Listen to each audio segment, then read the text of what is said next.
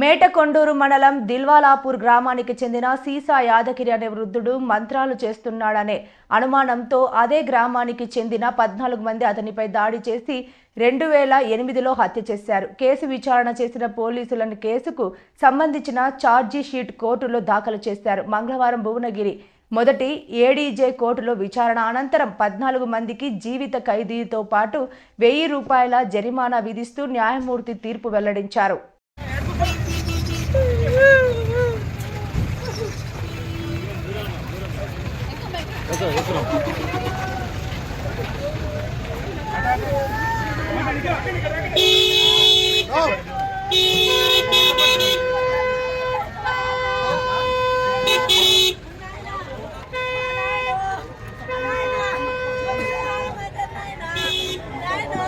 We can